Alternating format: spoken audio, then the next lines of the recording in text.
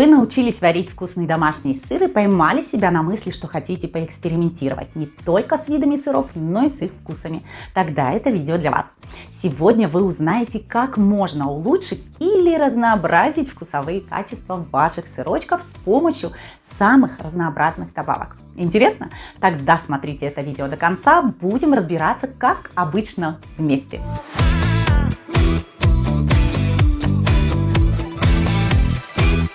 Всем привет! Вы на канале онлайн-школы домашнего сыроделия Cheese Lab, и я ее преподаватель Светлана. Когда сыроделы начинают готовить различные виды сыров и уже понимают все процессы, разницу вкусов, нюансы, использование различных заквасок, как действуют, приходит время, что хочется экспериментировать с какими-то дополнительными добавками и внесениями ароматных ноток. Либо наоборот, хочется добавить пикантности и подчеркнуть, например, вкусовые качества, с чем-то сочетать этот сырочек для того, чтобы сделать его, возможно, каким-то уникальным или эксклюзивным. Если у вас есть кастрюля, дуршлаг и молоко, вы тоже можете готовить домашний сыр. Просто приходите на бесплатные занятия в онлайн-школу домашнего сыроделия Cheese Lab, где под руководством квалифицированных специалистов сделаете свои первые шаги в мире сыроделия. Просто переходите по ссылочке в описании, оставляйте свои контактные данные и до встречи! Так что же можно использовать в сыроделии для улучшения вкуса и придания изысканных оттенков вашему сыру? Для начала нужно разделить сыры на два типа, в которые можно вносить какие-то дополнительные добавки. Первый – это молодые мягкие сыры, которые имеют короткий срок хранения, такие как бурата, брынза, сулугуни, адыгейский и так далее. В такие сыры, в которые вы знаете, что вы их будете употреблять в ближайшие 1-2, максимум 7 дней. В них можно добавлять свежие добавки и травы. Например, свежий укропчик, свежий базилик и так далее. То есть свежие какие-то зеленушечки, которые мы любим, посыпаем некоторые сырочки или вносим в сырное зерно, перемешиваем и делаем какие-то прослойки. Они будут хорошо сочетаться и оттенять сырочек.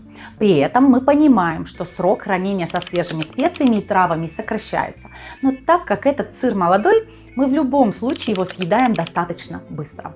Что касается выдержанных полутвердых и твердых сыров, которые будут прессоваться, либо это самопрессованные сыры, тут лучше использовать уже обработанные специи, то есть это или термически обработанные, или сушеные специи, в которых содержание влаги сведено к минимуму. Так что же можно использовать и вносить в наши сыры для аромата? Для начала вам нужно определиться, какие специи и приправы вы сами используете в своей повседневной жизни. Что вы добавляете в салаты, например, в различные супы, мясо, рыбу, может быть, и так далее. Вот эти ароматы, которые вы уже знаете и любите, они будут хорошо сочетаться и с вашим сыром. Что это может быть? Возможно, я сейчас назову какие-то специи, о которых вы даже не задумывались, но захотели бы, допустим, поэкспериментировать. Например, это белый или черный кунжут.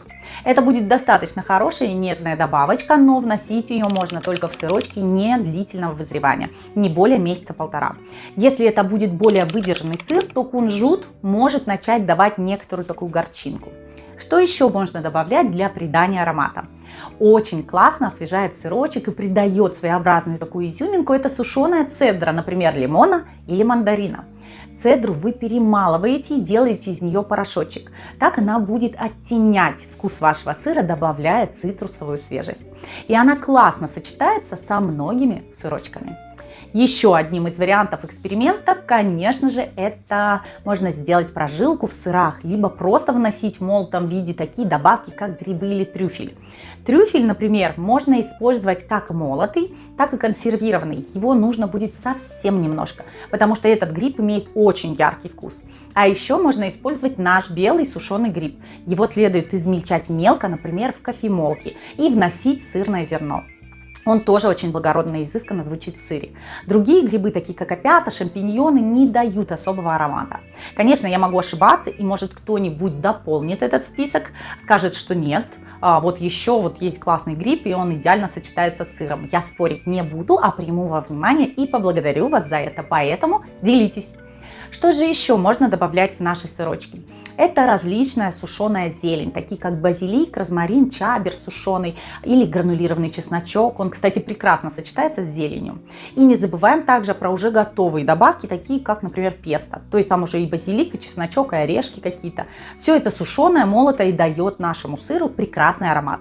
Поэтому, если вы любите песто, не пренебрегайте этой смесью. Если у вас есть кастрюля, дуршлаг и молоко, вы тоже можете готовить домашний сыр. Просто приходите на бесплатные занятия в онлайн-школу домашнего сыроделия CheeseLab, где под руководством квалифицированных специалистов сделаете свои первые шаги в мире сыроделия. Просто переходите по ссылочке в описании, оставляйте свои контактные данные и до встречи! Вообще существует невероятно большое количество различных добавок, специй, приправ, которыми можно разнообразить вкусовое настроение наших сыров. Если эта тема для вас интересна, ждем ваши лайки и комментарии. Так мы поймем, что эта тема вам близка, и мы запишем для вас еще видео с вариантами добавок. И не забывайте, сыроделие – это творчество. Давайте удивлять близких вместе. Всем пока-пока!